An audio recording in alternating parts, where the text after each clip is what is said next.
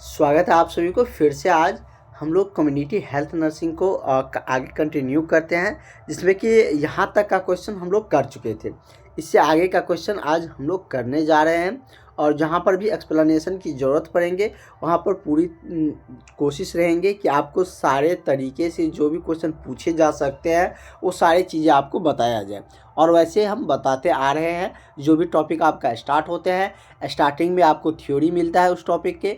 उसके बाद जिस क्वेश्चन में भी लगता है कि यहाँ पर ज़रूरत है आपको समझाने का, थ्योरी का ज़रूरत है, तो वहाँ पर डिटेल्स में बताया जाता है। जैसे आप सब जो क्लास बहुत दिनों से कर रहे हैं तो आप सबको पता है। तो चलिए हम लोग क्लास को स्टार्ट करते हैं। और जैसे कि जो वैकेंसी का आवेदन की प्रक्रिया है वो भी शुरू होने वाले हैं, उसकी इन्फॉर्मेशन क्लास के ग्रुप में हमने बता रखे हैं। और जो भी अभ्यर्थी अभी तक क्लास के ग्रुप में नहीं जुड़े हुए हैं, इस नंबर पर कांटेक्ट करके कॉल करके क्लास में जुड़ जाइएगा। यहाँ पर आपको सारे टॉपिक का नोट्स मिलते हैं, डेली क्लासेज होते हैं, डेली आपको क्लासेज मिलेंगे, जिससे आपकी तैयारी बहुत ही बेहतरीन होते चलेंगे और आपका रिजल्ट इस बार सुनिश्चित हो पाएगा और आपको इस साल जॉब मिलेंगे। अगर आप अपने जॉब के प्रति थोड़ा भी जागरूक है कि नहीं हमें जॉब का ज़रूरत है, हमें इस साल जॉब करना है, तो आप लोग अपनी पढ़ाई पर फोकस रखिए। और अभी से जो हम आपको टॉपिक स्टार्ट किया है कम्युनिटी हेल्थ नर्सिंग, वो बहुत ही इंपॉर्टेंट टॉपिक है आपके एग्ज़ाम के दृष्टि से, तो इसको बिल्कुल भी मिस मत करिए। सारे क्वेश्चन आपके लिए बहुत ही मायने रखते हैं, क्योंकि इस टॉपिक से बहुत ज़्यादा क्वेश्चन पूछे जाते हैं, तो कोई भी क्वेश्चन आपको पूछा जा सकता है। ठीक है, तो चलिए स्टार्ट करते हैं हम लोग। क्वेश्चन कह रहा है कि जनसंख्या रणनीति के लिए WHO द्वारा सिफारिश का जो दृष्टिकोण है वो क्या है। जनसंख्या के रोकथाम के लिए क्या क्या मतलब WHO के दृष्टिकोण से क्या क्या सिफारिश किए गए हैं। जैसे कि हमारे देश में बहुत सारे जनसंख्या नियंत्रण को लेकर आपको एडवर्टाइजमेंट देखने को मिलते हैं, बहुत सारे विज्ञापन देखने को मिलते हैं। इसे परिवार नियोजन कार्यक्रम लाया गया था, वो भी इन्हीं संबंधों से लाए गए थे, और उसी को लेकर ये क्वेश्चन पूछ रहे हैं। तो क्या हो जाएगा, तो पहले हम लोग ऑप्शन की तरफ चलते हैं। क्या करें, प्राथमिक रोकथाम होना चाहिए, प्राइमरी प्रिवेंशन, सेकेंडरी प्रिवेंशन, द्वितीय रोकथाम, तृतीय रोकथाम, या जो मौलिक रोकथाम होते हैं, फंडामेंटल भी कह सकते हैं, मौलिक रोकथाम से जोर दिया गया था WHO के द्वारा। तो WHO के दृष्टिकोण से जो जनसंख्या रणनीति के लिए जो सिफारिश किए गए थे वो किस पर ज़्यादा जोर दिया गया था, कौन से मतलब मुद्दों पर, तो ये आपको मौलिक रोकथाम। ठीक है, तो करेक्ट आंसर आपका ऑप्शन नंबर क्या हो जाएगा, ऑप्शन नंबर डी हो जाएगा। और हमने आपको जनसंख्या नियंत्रण को लेकर कहे या उसके रिगार्डिंग जो भी 2011 के जो जनगणना हुए थे उसके रिगार्डिंग हमने सारा डाटा, सारा उससे रिलेटेड क्वेश्चन हमने आपको बता रखे हैं। उसके बाद परिवार नियोजन कार्यक्रम को लेकर भी हमने लगभग 5 से 6 क्वेश्चन उस पर किए हैं। तो जो स्टार्टिंग से किया है उसको पता होगा, क्योंकि हमने एक भी क्वेश्चन आपको छोड़े नहीं है, सारी चीज़ बताते हुए चलते हैं। जो नहीं किया है क्लास में जुड़ जाए, वो सारा क्लास, मिसिंग क्लास भी आपको मिल जाएगा और नोट्स तो मिल ही जाएंगे। अगला क्वेश्चन है कि स्वच्छ शौचालय पानी के स्रोत से कितनी दूर होनी चाहिए। कह रहा है कि स्वच्छ जो शौचालय है, शौचालय पानी के जो स्रोत है वो कितनी दूर होनी चाहिए। 50 मीटर की, 50 फीट, 15 फीट, या 15 किलोमीटर। 15 किलोमीटर तो बहुत ज़्यादा हो गया, तो कितना दूरी पर होना चाहिए, 50 फीट की दूरी पर। कितना, 50 फीट की दूरी पर सैनिटरी जो लेटरिन है वो लोकेटेड होनी चाहिए वाटर के सोर्स के लिए। अगला है कि स्वास्थ्य का मतलब है, स्वास्थ्य का क्या मतलब है ये आपसे पूछ रहा है। रोग की अनुपस्थिति, अब्सेंस, मतलब कि अब्सेंस ऑफ डिजीज किसकी अवधारणा है। कह रहा है कि स्वास्थ्य का मतलब है रोग की अनुपस्थिति। सही है, मतलब कि स्वास्थ्य का मतलब यही ना है कि रोग की अनुपस्थिति, मतलब कि जो निरोग है, रोग की अनुपस्थिति का मतलब क्या है, जो निरोग है वही स्वस्थ है। कहने का मतलब तो एक ही है, और वही सारी चीज़ों मतलब कि सबके द्वारा अलग अलग तथ्य दिए जाते हैं। तो वही कह रहा है कि ये अवधारणा, ये स्टेटमेंट किसके द्वारा दिया गया है, ये आपसे पूछ रहे हैं। मतलब कि ये अवधारणा है, ये नहीं पूछ रहा है किसके द्वारा, सॉरी, पूछ रहा है ये अवधारणा क्या चीज़ का है, ये आपसे पूछ रहा है। इकोलॉजी का, या हिस्टोलॉजी का, बायोमेडिकल का, या साइकोलॉजिकल का। तो ये किसका अवधारणा है? तो ये अवधारणा आपका होलिस्टिक का है। किसका? होलिस्टिक। हिस्टोलॉजी ने होलिस्टिक का है।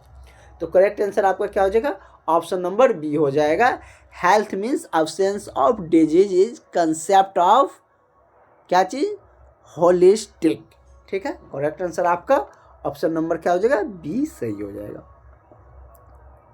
नेक्स्ट क्वेश्चन हम लोगों का है, हमारा अगला क्वेश्चन कर रहा है कि राष्ट्रीय स्वास्थ्य नीति भारत सरकार द्वारा किस वर्ष में विकसित की गई थी? National health policy was developed by the government of India in which year? इस ईयर में, किस वर्ष में भारतीय सरकार के द्वारा भारतीय स्वास्थ्य नीति का डेवलपमेंट हुआ था? 1980 में, 81, 82 या 83 में? तो ये कब हुआ था? तो ये आपका हुआ था 1983 में। कब हुआ था? तो 1983 में राष्ट्रीय स्वास्थ्य नीति द्वारा भारत सरकार, जो राष्ट्रीय स्वास्थ्य नीति है वो भारत सरकार द्वारा विकसित किया गया था 1983 में। तो करेक्ट आंसर आपका क्या हो जाएगा? ऑप्शन नंबर आपका डी सही हो जाएगा। याद रहेगा, अच्छा क्वेश्चन है। ठीक है, अगला है एक संक्रामक एजेंट की होस्ट पर आक्रमण करने और उसमें समृद्ध करने की योग्यता है। कह रहा है the ability of an infection agent. Infection जानते हैं ना, संक्रमक कहते हैं जिसको, संक्रामक। Infection agent to invade and multiply in a host. मतलब कि जो संक्रामक एजेंट की होस्ट पर आक्रमण करने और उसको वृद्धि करने की योग्यता क्या कहलाता है या क्या होती है? पैथोजेनेटिक्स या प्रीपैथोजेनेटिक्स या इन्फेक्टिविटी या विरुलेंस। तो ये क्या कहलाता है? तो ये आपका क्या होता है? तो पैथोजेनेटिक्स। क्या होता है? पैथोजेनेटिक्स। करेक्ट आंसर आपका ऑप्शन नंबर ए हो जाएगा। नेक्स्ट क्वेश्चन की तरफ हम लोग बढ़ते हैं। हमारा अगला क्वेश्चन देखते हैं क्या कह रहा है।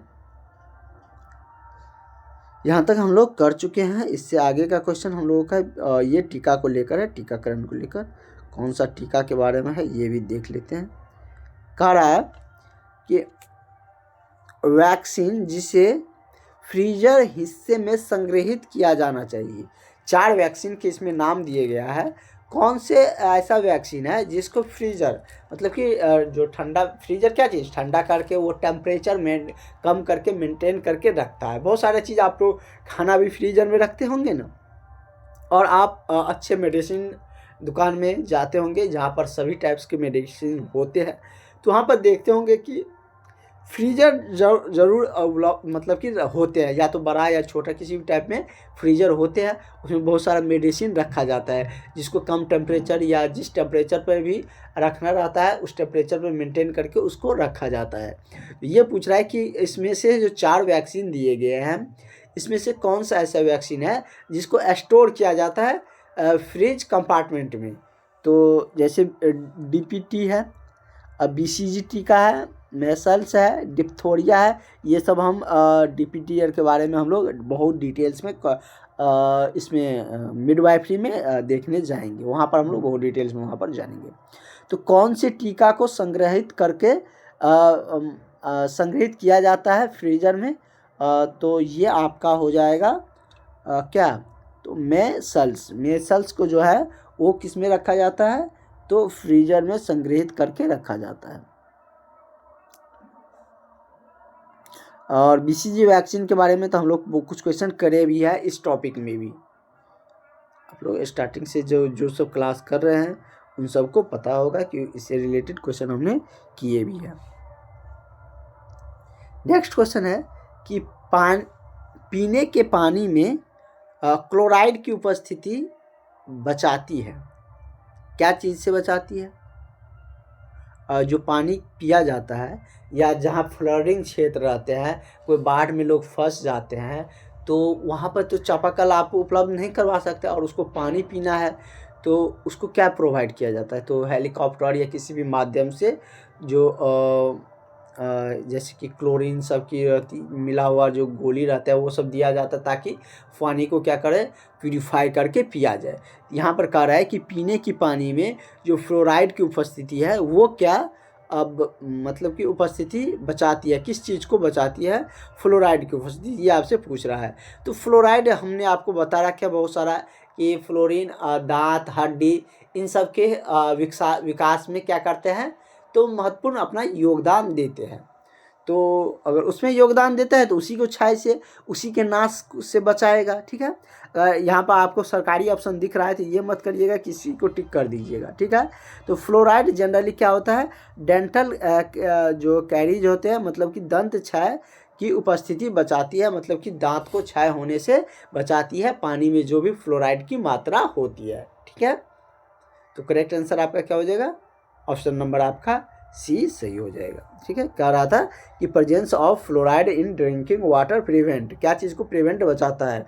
तो दंत क्षय को फ्लोराइड बचाता है।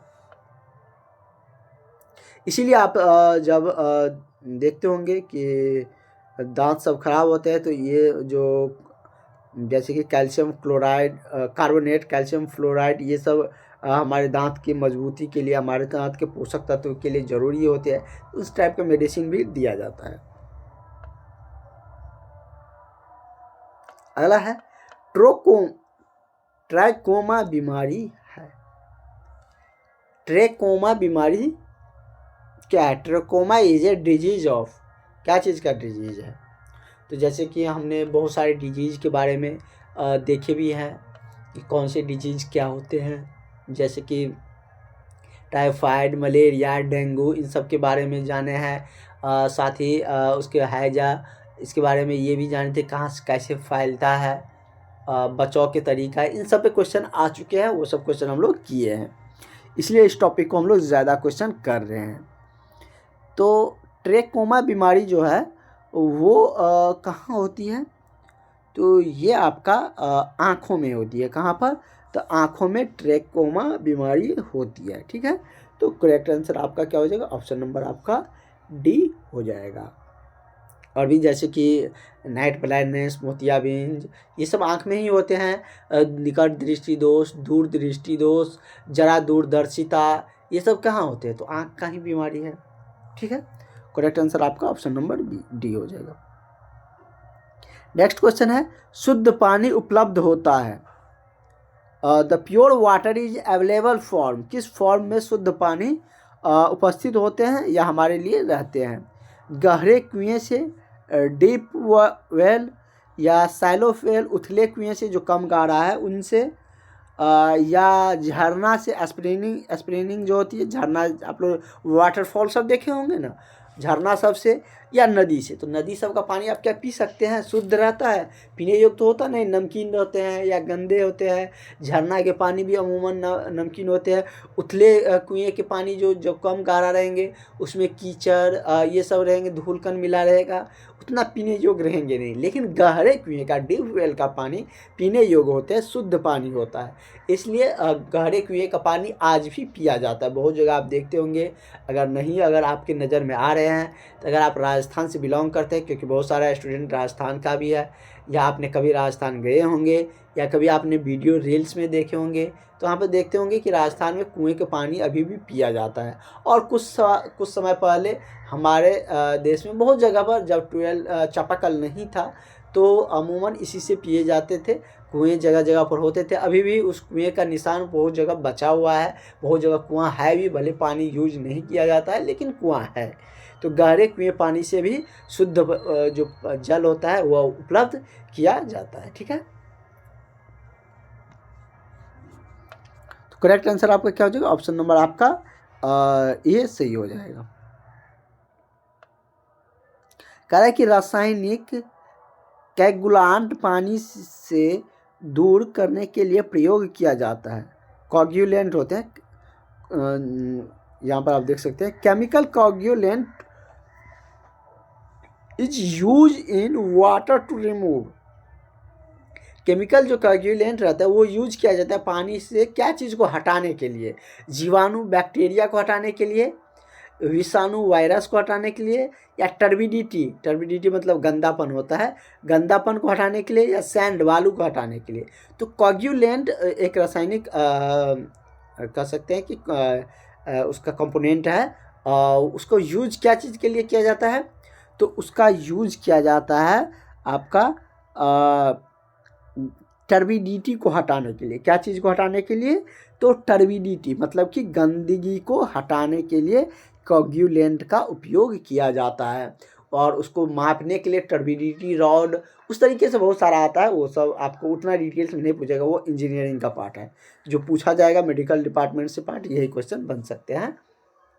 जो रासायनिक कोगुलेंट होता है उसका यूज किया जाता है वाटर रिमूव में, क्या चीज़ को रिमूव करने के लिए, तो टर्बिडिटी गंदापन को रिमूव करने के लिए। ठीक है, तो करेक्ट आंसर आपका क्या हो जाएगा, ऑप्शन नंबर आपका सी सही हो जाएगा। नेक्स्ट है कि बाहरी हवा में होता है एक्सटर्नल इन external air content. External air जो बाहरी वातावरण की जो हवा होती है उसमें क्या होता है, नाइट्रोजन 20%, ऑक्सीजन 20% या CO2 20%। तो कितना होता है, तो बाहरी हवा में ऑक्सीजन भी रहता है। परसेंटेज पर अगर फोकस न करें तो बाहरी जो हवा होती है उसमें क्या है, नाइट्रोजन भी रहते हैं, ऑक्सीजन भी रहते हैं, कार्बन डाइऑक्साइड भी रहते हैं। तो उस अनुसार ऑल ऑफ दीज हो जाएगा। ठीक है,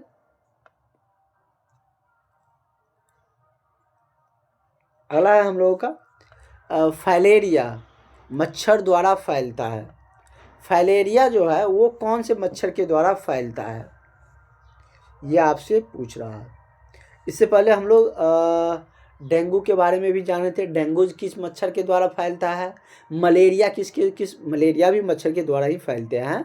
तो ये लेकिन यहाँ पर फाइलेरिया है, तो फाइलेरिया किसके द्वारा फैलते हैं, तो ये क्यूलेक्स मच्छर के द्वारा फैलते हैं। किसके द्वारा, क्यूलेक्स के द्वारा फाइलेरिया जो फैलता है क्यूलेक्स मच्छर के द्वारा।